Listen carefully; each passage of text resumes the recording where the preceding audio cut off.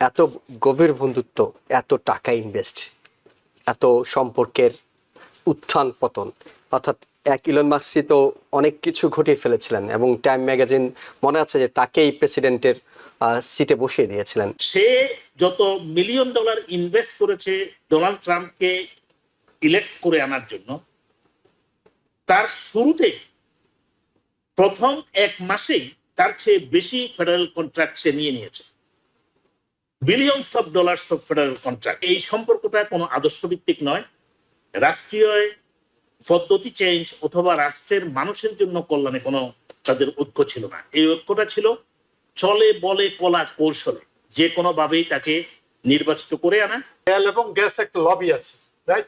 সেই লবিটা তারা যদি আপনি ইলেকট্রিক ভেহিকেল উপর $7,500 এটা কমাই নেন, তাহলে মানুষ কিন্তু আবার তেল গ্যাস চলা ওই ভেহিকেল কিনবে, এতে করে বেশি তেল বিক্রি হবে। প্রেসিডেন্ট ডোনাল্ড ট্রাম্প এবং ইলন মাস্ক কি নিয়ে আসলে লাগলো, এটি নিয়ে অনেক আলোচনা চলছে। এত গভীর বন্ধুত্ব, এত টাকা ইনভেস্ট, এত সম্পর্কের উত্থান পতন, অর্থাৎ ইলন মাস্ক তো অনেক কিছু ঘটিয়ে ফেলেছিলেন এবং টাইম ম্যাগাজিন মনে আছে যে তাকেই প্রেসিডেন্টের সিটে বসিয়ে দিয়েছিলেন। সেই ইলন মাস্ক তো গেলেনই, এখন সম্পর্কটা দিনে দিনে আরো খারাপ হচ্ছে। কি কারণ থাকতে পারে বলে আসলে আপনার কাছে মনে হয়, কিংবা এটা আসলে কোথায় গিয়ে দাঁড়াতে পারে?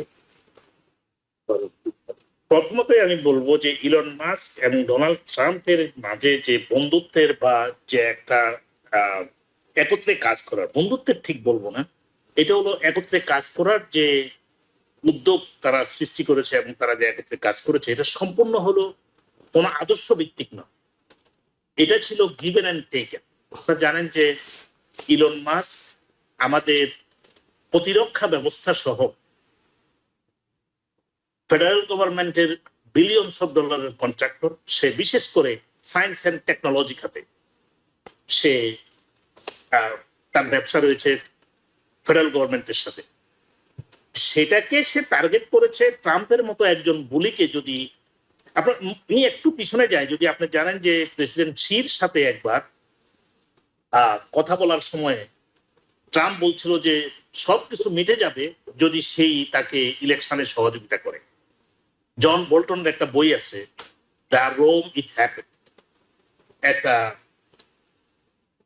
দ্রুততার পক্ষে সে শিখে বলছিল তাকে হেল্প করার জন্য, নির্বাচনে জয়ী হওয়ার জন্য। এটা গতবারের কথা বলছি, প্রথম ট্রাম্প। এবার সে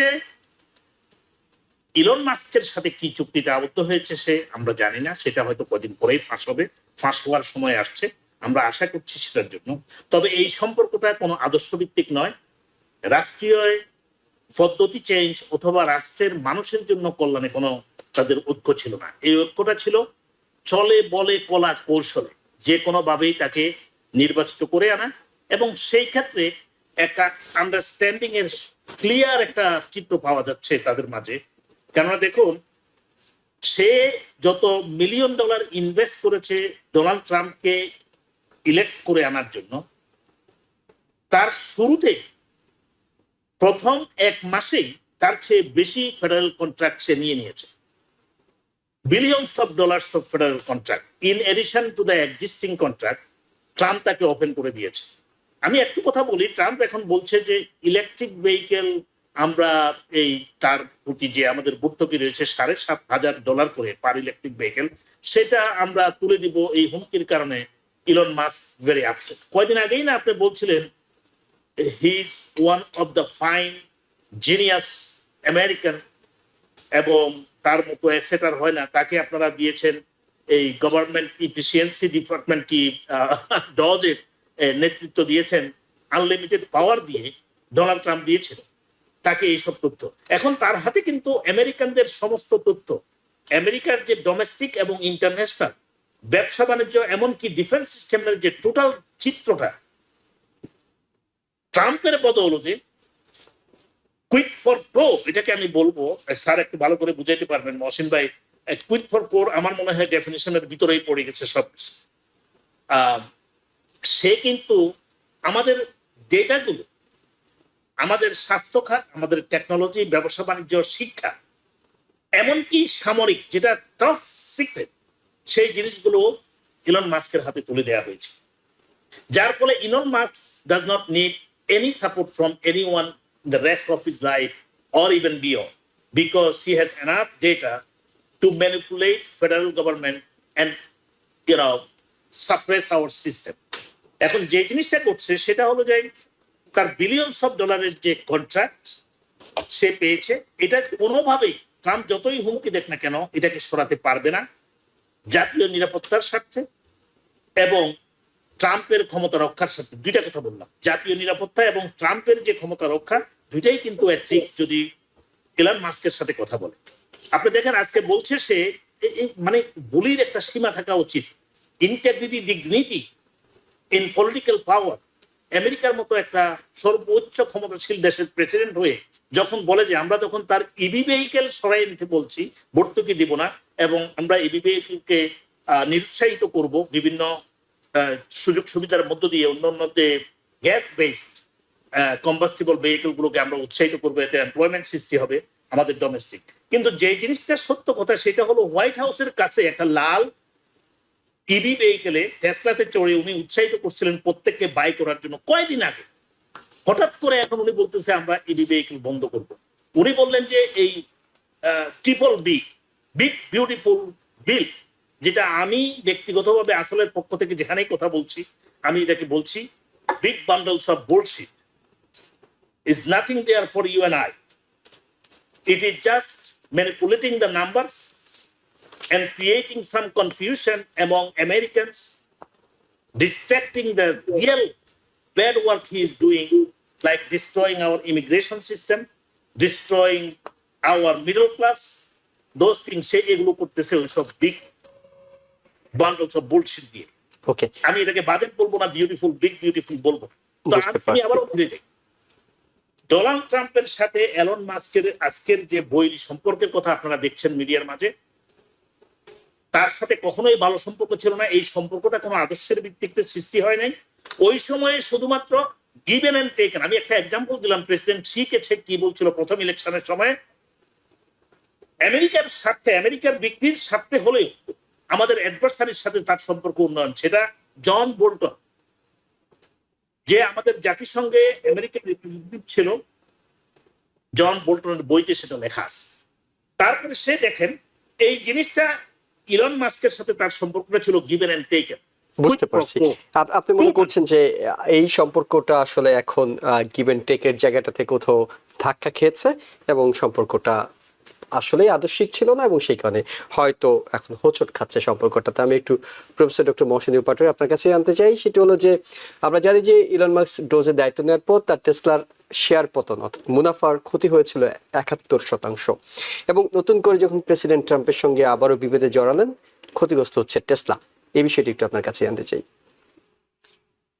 টেসলার যে প্রেসিডেন্ট ট্রাম্পের সাথে যে টাসেলটা হলো, সেই টাসেলটাতে 14% শেয়ার প্রাইস কমে গেছে, which is tantamount to equal to approximately টেসলার যে টোটাল যে $1 trillion যেটা ছিল ওটা 16 billion ডলারে নেমে আসছে, রাইট?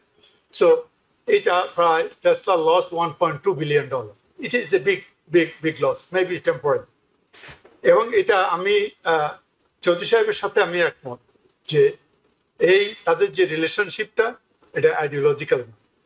এই রিলেশনশিপটা ওই যে কুইট প্রোকো, যেটা তুমি আমাকে দাও আমি তোমাকে দিই।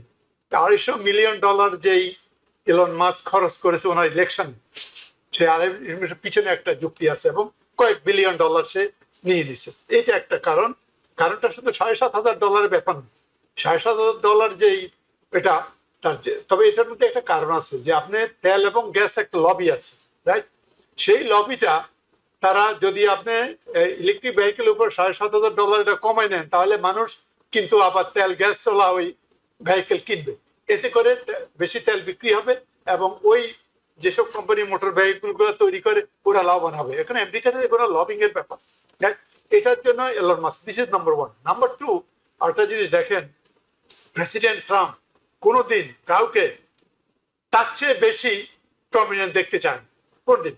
আপনার মনে আছে 2017-এ অ্যান্থনি ফাউচি আর ব্রানন ওরা স্পটলাইটে এসে যাচ্ছিল, যখন এসে যাচ্ছে তখন তাদের সাথে কনফ্লিক্ট দেখা দিচ্ছে। কনফ্লিক্ট দেখাতে পারে। অ্যান্থনি ফাউচি এখনো এগেইনস্টে রয়ে গেছে, বাট ব্রেনন ফিরে আসছে। তো এই ধরনের আর কি, যে এলন মাস্ক, ওই যে চৌধুরী সাহেব বললো না যে, নাকি আপনি বলছেন যে তাকে মনে হচ্ছে সেই যে হোয়াইট হাউসের প্রেসিডেন্ট এত প্রমিনেন্টলি পেয়েছে, তার মানি আছে, the world richest man has a relationship with the world most powerful man. Two together, right? Now split is all give and take, number one. Number two, Elon Musk অনেক বেশি প্রমিনেন্সি পেয়ে যাচ্ছিল, এটা উনি পছন্দ করছে না, এটা রিপাবলিকানদের কেউ পিছনে পছন্দ করছিল না। এই দুইটা কারণেই মেজর। তবে এটা যে আমার মনে হয় দীর্ঘদিন এটা থাকবে না, তার মধ্যে রিকনসিলিয়েশন হবে। এই জন্য হবে যে আপনার স্পেস এক্স এর যে বিলিয়নস অফ ডলারের যে আপনার কন্ট্রাক্ট আছে পেন্টাগনের সাথে আর নাসার সাথে, রাইট, ওটাকে চট করে রিপ্লেস করতে পারবে না, রাইট, ওরা ন্যাশনাল সিকিউরিটির সাথে ইনভলভ। সুতরাং এখানে একটা রিকনসিলিয়েশন হবে, হয়ে ওই আবার সে তার যা পাওয়া দরকার সে ঠিকই নিয়ে নিবে। আর ওই যে থার্ড পার্টি যে করার যে একটা দিয়েছে আপনার থ্রেট, ওটাও কিন্তু তার টাকা আছে, হি ক্যান, তার 200 মিলিয়ন পিপল তার ফেসবুকে আছে এলন মাস্কের, he can create trouble, right. এই যে আপকামিং যে মিড টার্ম ইলেকশন আছে, এই মিড টার্ম ইলেকশনে তার কিছু বেশি ইনফ্লুয়েন্স আছে। মানে আপনার মনে হয় যে এই লড়াইটা মিড টার্ম পর্যন্ত যাবে না, তার আগেই আসলে আবার ব্যবসায়িক স্বার্থে কিংবা নিজেদের সাথে বিল মিশ হয়ে যাবে? বোথ মিউচুয়াল ইন্টারেস্ট, এখানে তো মিউচুয়াল ইন্টারেস্ট ইনভলভ, মিউচুয়াল ইন্টারেস্টের জন্য এটা একটা কিছু নেগোসিয়েশন সেটেলমেন্টে চলে আসবে। নিউ ইয়র্ক থেকে সম্প্রচারিত TVN 24 টেলিভিশন, বিশ্বজুড়ে বাঙালির কণ্ঠস্বর।